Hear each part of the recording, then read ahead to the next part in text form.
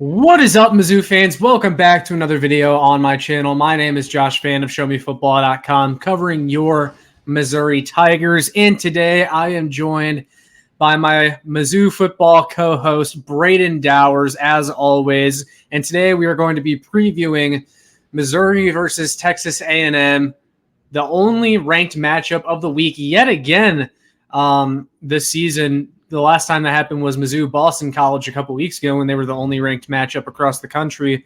They're the only ranked matchup here yet again. And Brayden, I think it's safe to say that College Game Day hates Mizzou.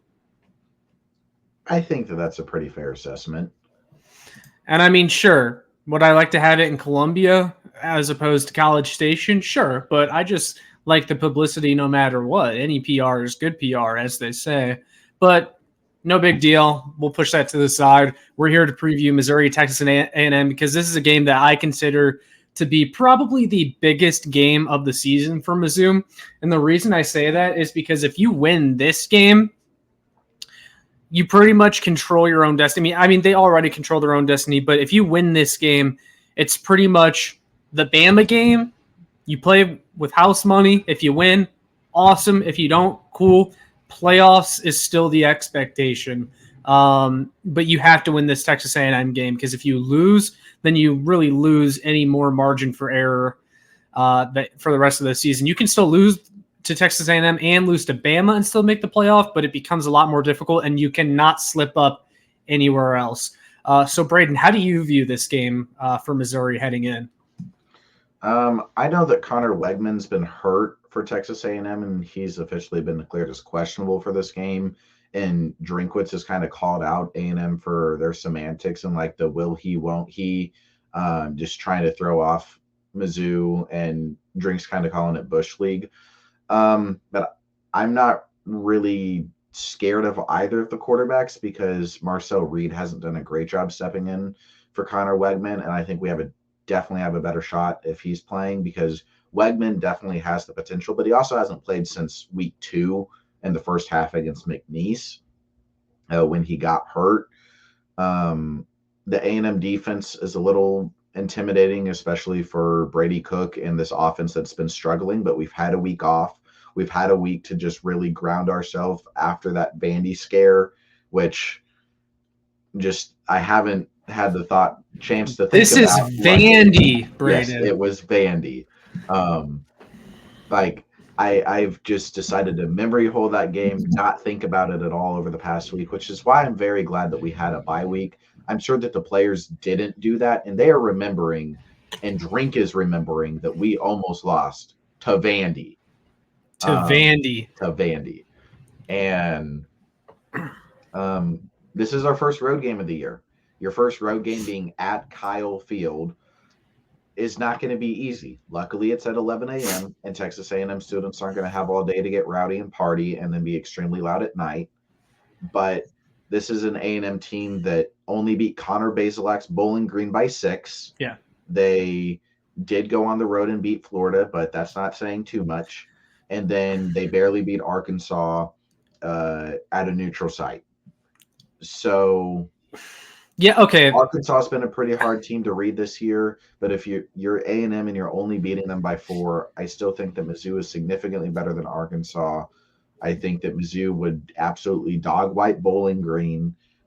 And if we look at like what I think Mizzou would do to A&M's opponents versus what A&M has done to their opponents, I like our matchup against them. I think the core defense travels. We know that. We've seen that. That's how college football has worked for years. If you have a good defense and you're going into a hostile environment, your defense is still going to play well. And Corey Batoon's squad has done a fantastic job so far. And once again, it's just up to, can Brady Cook and this offense figure it the fuck out?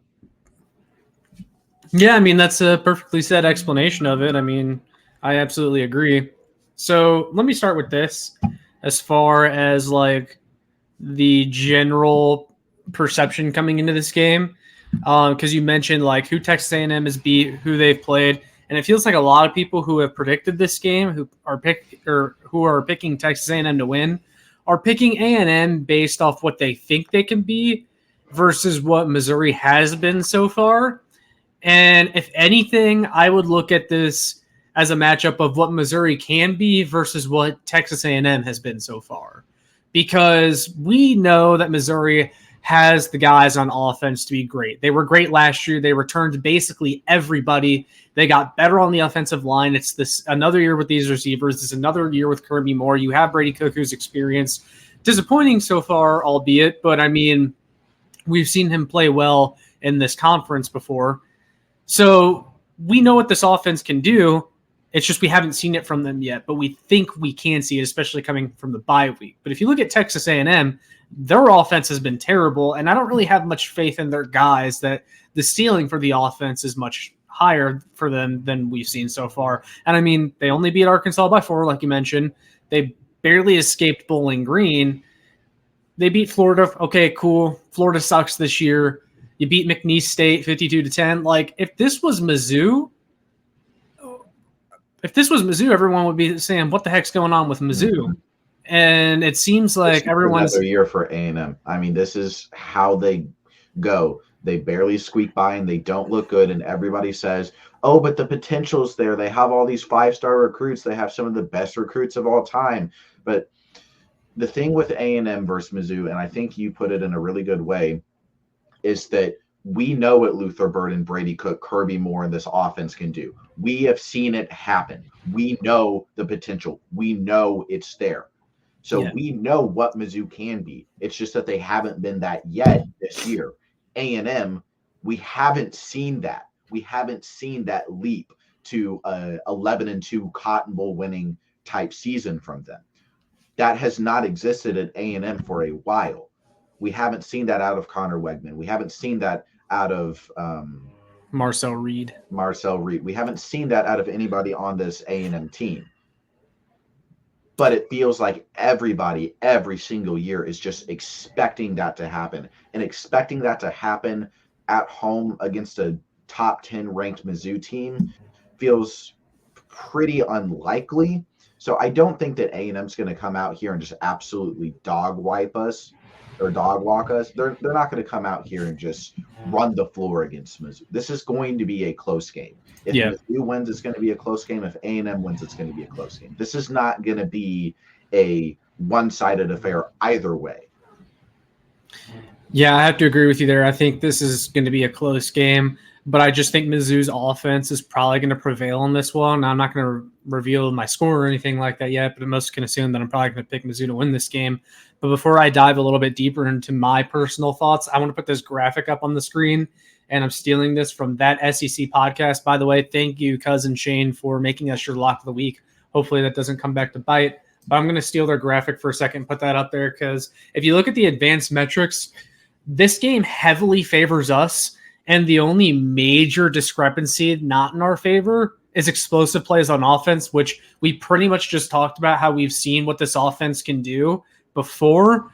And if they can just hit on a couple deep passes, man, or just get Nate Noel going like they did against Vandy, your chances of winning skyrocket because you pretty much outweigh Texas A&M in every other category. I mean, look at the pass defense efficiency discrepancy between us and A&M. Look at the rushing offense discrepancy. Look at the third down offense discrepancy for Texas A&M, and you combine that with how Missouri's defense has looked so far.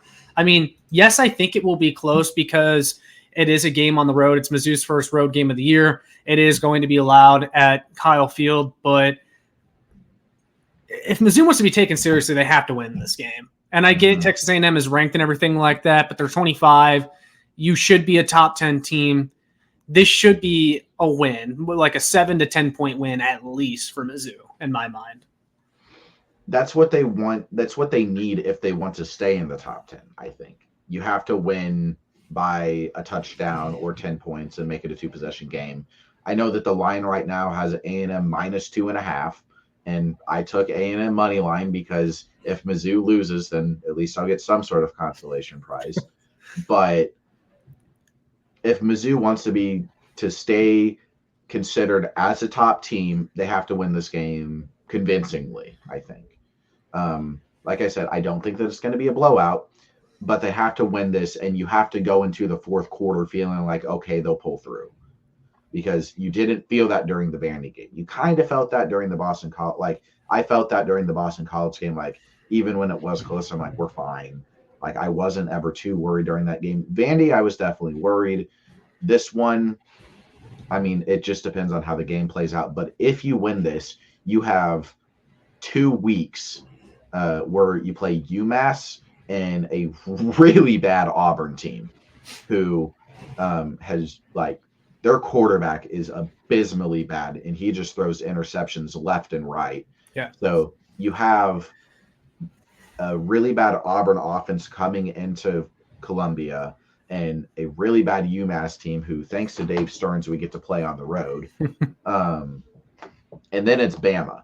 So if you win this A&M game, and this is what we said throughout most of the offseason, you win A&M, you're most likely 7-0 going into Bama, which with the way Bama's looked, that's not a good match. Like that's going to be a really fucking hard test, which is why you really need to win this A&M game, because like we said before the year, you have to go 1-2 in those A&M, Bama, Oklahoma games, and Oklahoma's look dog shit too. But it's really just, if we can win this game, there's only one game left on the schedule that I'm like genuinely extremely worried about. You may need to clarify which game that is, because I can't tell if you're talking about OU or South Carolina. Okay. Well, I am still worried about South Carolina. I forgot about that. But no, I agree, because Bama is just that game where like I kind of had it as a loss in my head at the beginning of the season. You can still lose that and be fine. And like if you're 11-1, you're in the playoff, like 100%. An 11-1 SEC team isn't getting left out of the playoff. Even if we get blown out by Bama, which is a very easy possibility with Brady Cook at quarterback. Yeah, I mean, if this offense doesn't step it up, you can easily get blown out by Bama, because as much as I love our defense, I don't know who the hell is going to cover Ryan Williams and Jalen Milroe playing like a number 1 overall pick. And if we let fucking, what's his name, Palka or they're Vandy QB Pavia. Like we let him run all over us. If we let him run all over us, Milroe's going to destroy this defense. Yeah, well, okay, so let's talk about the quarterback matchup then, because that's a good point. So Connor Wigman versus Marcel Reed. This seems like a little bit of galaxy brain between the two coaches, Mike Elko and Drinkwitz, because I think Drinkwitz kind of made it sound like in his press conference, like, what? Marcel Reed's playing? Like, he couldn't fathom the idea that Connor Wigman would play. A&M is kind of making it seem as if Connor Wigman will play if he's healthy. And I think Drinkwitz is maybe trying to throw off Mike Elko a little bit by making it seem like they're prepared for Marcel Reed, when in reality they are preparing for both quarterbacks. And then A&M's going to be like, haha, we got you by rolling out Connor Wigman. And it's like, oh, well, we knew that was coming anyway. And honestly, I kind of hope that's what they do, because I think Connor Wigman isn't very good, at least this year. I mean, he was bad against Notre Dame. Yeah. He's been iffy since he started this year. Marcel Reed provides them a higher ceiling, and he can run the football a little bit. He's more of a mobile quarterback like Mizzou has faced in the last couple of weeks with Pavia and Castellanos, but he's not been a super accurate passer. I think he's yet to throw for over 200 yards in the game this year. I mean, he threw for 163 yards against Arkansas and had 2 touchdowns. He was 11 for 22. I mean, whatever. That's not a quarterback that necessarily scares me, though. Mizzou should be able to contain a guy like that. If anything, I'd be more concerned about A&M's running game out of the backfield. Le'Veon Moss has been one of the better running backs in the SEC this year. He had 117 yards on 13 carries last week against Arkansas. He's not a home run hitter type of guy, but he can very much slow you down by wearing down the defense, carrying the ball 20, 22 times. And that's something where if he's averaging 4 or 5 yards a carry, that could really hurt Mizzou. But I really like Mizzou's run defense, and I love the way that their defensive line has been playing and run contained so far this year. So if Mizzou can keep the quarterbacks average for Texas A&M, and then keep that running game in check the way they have for most of this year, they really have a good chance of coming out of college. It's kind of like the same thing against Boston College, like I said on the pregame for that, it's like if you keep their running game at bay and you force their quarterback to throw it, we will win this game. Yep. Like, and I think either one, because Wegman was not very good against Notre Dame's defense, and I think that Mizzou's and Notre Dame's defenses are pretty comparable. And I think that our offense is a little bit better than Notre Dame's because of that potential that we've seen from them at certain points. And even at the end of the Vandy game, where we did come through in overtime and get that first play bomb to Luther Burden, that 25-yard pass in the back corner of the end zone. If we can have more of that offense that actually finishes off drives in the red zone, because this offense still gets yards from Mizzou. That's the thing. Like in the Vandy game, like we moved the ball fine. We just settled for way too many field goals, and also Blake Craig missed too many of them. Yeah. So that's been our biggest issue, is just stalling out drives. If we can learn and start to finish our drives again, then we'll win this game.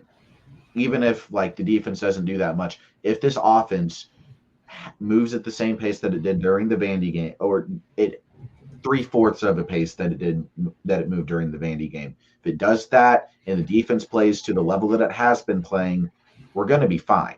Because the quarterbacks that A&M could possibly roll out don't scare me too much. Sure, their running game is good, but we've seen Mizzou's run defense this year be fantastic, at least the traditional running game. Like quarterback scrambling's iffy. I mean, we limited Castellanos for the most part, but we didn't get Vandy's QB. So it's just, as long as you stop the traditional run game and you force their quarterbacks to make plays, this defense is going to do their job and they're going to help us win this game. And if the offense can finish off drives, I think we'll be in a really good spot to be 5-0 going into UMass, Auburn, and then hopefully 7-0 going into Bama. Yeah, so offensively, we just got, I mean, like, there's not too much more to expand on than everything we've been saying since the first couple games this season. Like, got to hit the deep ball. Brady's got to be accurate. He's got to be better. He's got to make better reads. The good thing is that throughout all these games, even though Brady's looked rough throwing the football, he hasn't really turned it over all that much besides one, like, arm punt against it was week 2 Buffalo. However, Texas A&M's defense does scare me a little bit because of their defensive line. Nick Scorton, probably going to be a top 10 draft pick this year. Mizzou wanted him out of the portal initially, but he never made it to his Mizzou visit. Committed to Texas A&M. He's one of the best pass rushers in the entire country. And there's Shamar Stewart, their other defensive lineman, who's very good. These guys can get after it. But I think Texas A&M's secondary is top-ranked PFF center Connor Tollison. Well, let's hope so. All right. But secondary for Texas A&M, I think, is a little overrated. I think they have one good cornerback. The other one, Jaden Hill, who's come in place of the injured starter that I can't remember his name off the top of my head. He has not been very good. He's been getting burnt in some of these games against better competition. So if you can find a few busted coverages, I was listening actually to Gabe's show that he did with the Texas A&M 24/7 Sports guy, and he was basically saying, there's like a couple times a game where Texas A&M will just give up a random 70-yard touchdown, which kind of sounds like our defense a little bit. Really good besides like a couple busted coverages, but if we can clean ours up but still expose Texas A&M's for theirs, I mean, that would be very ideal, because just one or two plays like that could swing this game in Mizzou's favor if we all expect it to be as close as we think. Yep. If we can hit, I mean, there's not much more to add to that, but if we hit on those big plays, then we're going to swing the momentum in our favor. And that's one of those plays could be the very big difference maker in a game that we both think is going to be pretty close. Yeah. And, everyone wants to find some excuse outside of Brady Cook on offense as to why the offense hasn't been performing. Like, the offensive line. I think the offensive line has been fine. Yeah. Maybe you could poke a few holes a couple times where they gave up a bad sack or something. Yeah, penalties maybe. But there really weren't that many penalties against Vandy, were there? Right. No, all the penalties were against Vandy in that game. Vandy was really bad with the flags, not us. So I'm just not buying the offensive line argument. These receivers, I mean, I give Luther Burden and Theo Weiss the benefit of the doubt. Brady Cook's just got to hit him. Drops.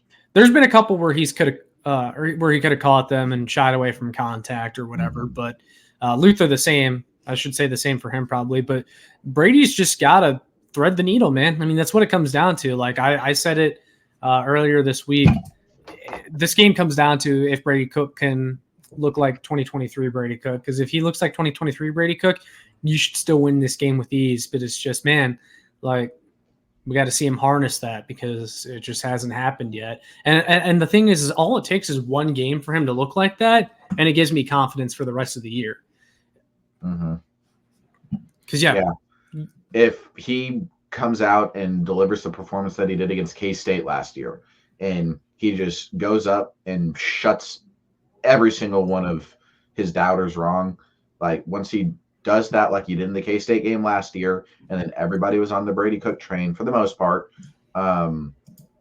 if he can do that, then we'll be golden for the rest of the year, I think. And we should be able to go 11-1 or 10-2 if we come out of this game unscathed and we end up winning it.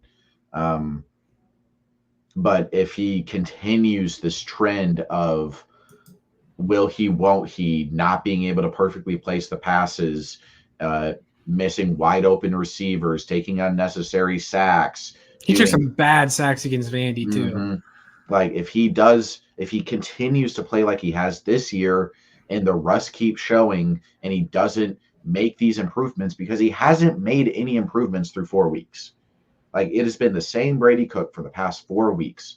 And hopefully this bye week in between has cleared some things up and this offense can come out here and just explode like they did last year. That is what we need. We need this offense to come out, explode, and deliver in the red zone, be able to move the ball, get over 400 yards on the day. That should be the goal. Get over 400 yards and get 28 points. That should be the benchmark for Mizzou. I think that if you score less than 28 points, you can still probably win this game because of our defense, but the benchmark and the goal should be to get over 28 points against a good A&M defense to put this offense back on track where they should be and what we expected out of them at the beginning of the year. Yeah, like, it's like, come on. You have probably the best wide receiver room in the SEC this year. You have a good offensive line. You returned several starters. Like, you have a good running back room, and we barely talked about them. Like, I would definitely try to test Texas A&M's ability to stop the run in this game. They've been relatively good at stopping the run so far, but I like this offensive line. I like Nate Noel and Marcus Carroll. You need to try to establish the run, and that's what I would try to come out doing in this game, because I think if you try to put too much pressure on Brady early on and try to throw 3 straight times and go 3 and out on the first offensive drive, it's gonna spell bad momentum for this team, and I don't want that. I would try to come out and establish the run early, and then you can have Brady try to settle in and make some quick throws. I think that our run game in the Vandy game and in the Boston College game, we've been pretty consistent with how our running game has looked. I know Marcus Carroll didn't get that many attempts against Vandy, but if we can get both the running backs going against this A&M defense, and I know he had that graphic up, it said that A&M's pass defense was pretty bad, but I can pull their run defense I don't think is all that either. Okay, so their pass defense is really bad, and then their run defense is solid, but it's still nothing compared. I would test it. They haven't played that good a competition. I would test it.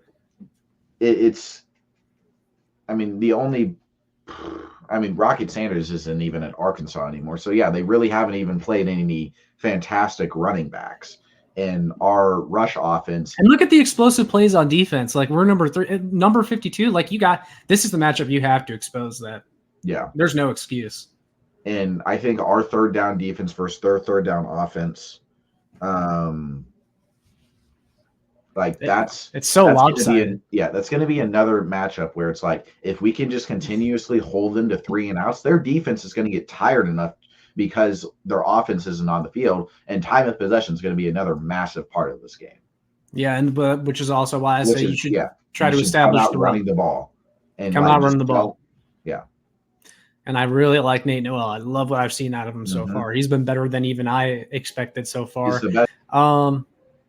Yeah, I mean, there's not too much else to break down for this game. I think the objective is pretty clear for Mizzou, and you just got to. I think I'll take any win over a ranked Texas A&M and College Station. Not that I think they necessarily deserve to be ranked or that I think they're that good, but it's the first road test against a solid SEC opponent. You come out with the win, you should be 7-0. Nothing is guaranteed, but I mean that's as close to guaranteed as you can get to being 7-0 before that Bama game with UMass and Auburn coming up on the schedule. Yeah. Man, you get to Bama 7-0.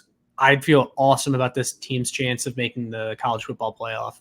For sure. Like, even if we were to get blown out in that Bama game, you have 4 games after that are very winnable, even though South Carolina scares me a little bit. Mississippi State on the road, not going to be difficult.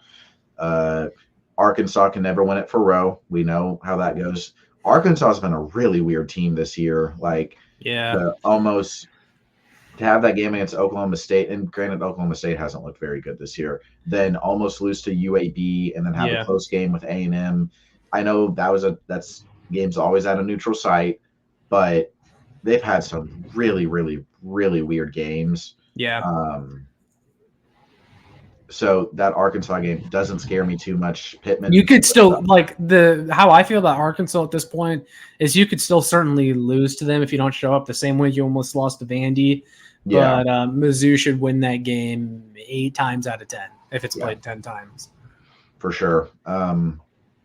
So like you win this A&M game and your college football playoff chances are like high. Especially with that Ole Miss loss to Kentucky. Yep. Like I was listening to Neil McReady. So many teams slipping. Utah lost, Ole Miss lost to Kentucky. The Notre Dame loss basically eliminates them out of the playoffs with how it's set up. And it gives Mizzou a fantastic shot at an auto bid. Yeah, well, like I was saying, I was large. Right. I was listening to Neil McReady from Rebel Grove. He's like the Ole Miss insider for Rivals. And he was saying like this weekend against South Carolina is the biggest game of Lane Kiffin's career because, at first, like a couple weeks ago, you're thinking Lane Kiffin to Florida, no way he takes that job. This team's rolling. They're destroying everybody. NIL is really healthy. But you lose to Kentucky, which isn't – Kentucky might just be good this year. Well, Kentucky reminds me a lot of 2022 Mizzou because their defense is really good. That's why they were able to keep it close against Georgia. It's just that Brock Vandegrift and the offense are horrible. And like that defense for Kentucky is scary. Yeah, their front 7 is really good. Very, very good. So the Kentucky loss isn't one that kills your season, but it means that your margin for error is completely gone. You go out there and lose to South Carolina this weekend, all of a sudden donors are thinking like, we spent all of our money on this team. You're not even going to make the 12-team playoff, and all of a sudden the Florida job looks a little bit more attractive if you're Lane Kiffin. If things start to fall apart, like that's just how quickly things can change. Kiffin might not even be able to get the Florida job if he has that bad of a year at Ole Miss. Yeah, well, see, and that's what I mean. Like that's how quickly things can change in college football. Mm-hmm.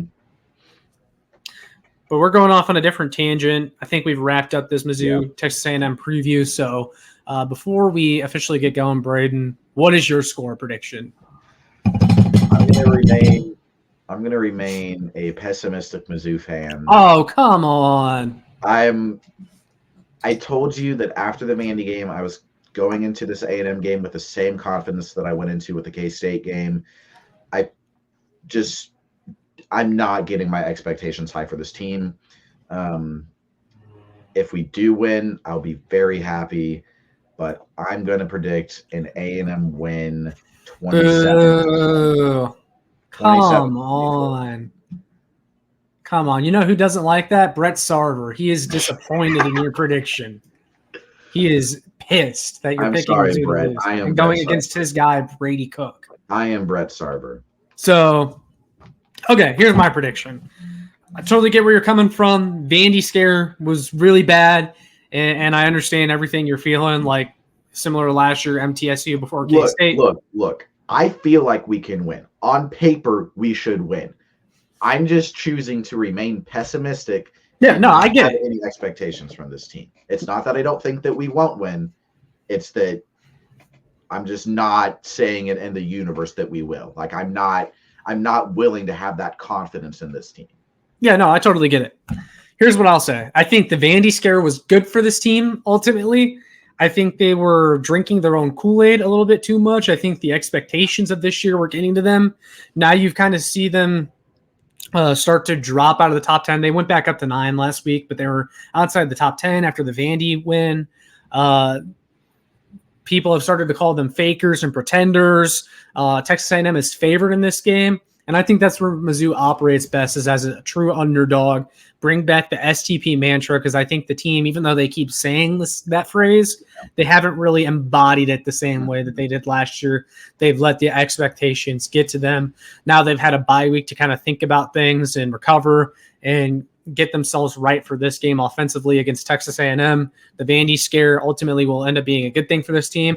And I think they come out of College Station with a 28-21 win over Texas A&M. And I think 28 is a good number for the offense to hit, because while that's not necessarily an explosive score, it's more than what they've averaged this year, I want to say. Actually, no, I think they've averaged 30 this year if you include the first 2 games. But if you include the last 2 games they've played, that would be breaking the average for them. And that was real competition. So 28 points, I think that would be a good benchmark for this team to hit. I think that's enough to beat A&M, assuming the defense shows up. So, yeah, give me Mizzou 28-21. Okay. And I like your explanation for why you think we can win. We definitely are a lot more battle-tested now, and we definitely do need to embody that STP mentality like we did last year, because it doesn't feel like this team really cares about that the way that they did last year. And I feel like Drink probably should have come up with something new, but he just didn't, and it's still it feels like he has something to prove. I feel like we did prove that to an extent last year, and they should have come up with something new this year to embody this team, because I don't think that something to prove really embodies what this team should be feeling. It doesn't embody what they are feeling. And I don't know. It's kind of lost its magic just a little bit, because, I mean, it was what you said last year. And, like, I just think they were kind of going through the motions. Yeah, STP, but it's like, okay, but do you really feel that? Mm-hmm. Like, they really felt that last year. The entire locker room, you could tell that they wanted to prove something every single week. Even in the loss to LSU and Georgia, they were proving something. Absolutely. So this year, they're not proving anything. Yeah, so let's hope they can do it in this game. So I have a 28-21 win. What'd you say your score was again, Brayden? 27-24 A&M. 27-24 A&M. So there you guys have it. Those are our predictions. Let us hear your predictions down in the comments below. Would love to hear what you guys think about this game. Make sure you like, share it, and subscribe so more Mizzou fans can find this. And, of course, check out Show Me Movies, Brayden's movie review channel. Terrifier 3 coming out next week, Brayden. I will certainly be reviewing that after it comes out. I will be seeing it in theaters Thursday night, so make sure you all check that out. It'll be in the description down below. We'll see you all in the next one. MIZ. Hooray. Hoorah. Mizzou. Mizzou. Hooray. Hoorah. Mizzou.